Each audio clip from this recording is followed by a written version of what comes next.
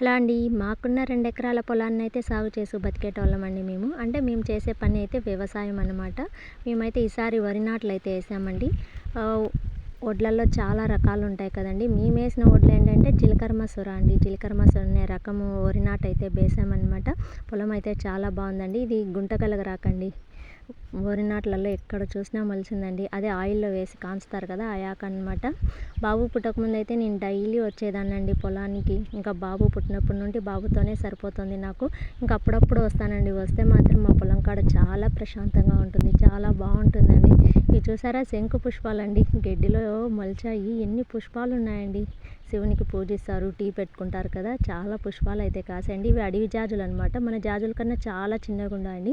కాకరకాయ చూసారా, పచ్చని చెట్లలో ఎర్రని పెళ్లి కూతురు లెక్క భలే ఉంది కదా ఈ కాకరకాయ. వర్షాకాలం వచ్చిందంటే చాలండి, పొదలు పొదలుగా అల్లుకొనేసాయి కాకర చెట్లు. ఇవైతే నేను వేసినవి కాదండి, అవే వర్షం వస్తే చాలు ఇలా పొలాలు గినాలు అమ్మిడి మొలుస్తాయన్నమాట. చూడండి ఎంత బాగుంటాయి. వీటిని అయితే మేము బుడ్డ కాకరకాయలు అంటామండి. కర్రీ కూడా చాలా బాగుంటుంది, చేదు చాలా తక్కువ ఉంటాయండి. వీడియో కానీ మీకు నచ్చింటే లైక్ చేయండి, కామెంట్ పెట్టండి, అలాగే సబ్స్క్రైబ్ కూడా చేసుకోండి friends. Thank you for watching. Bye.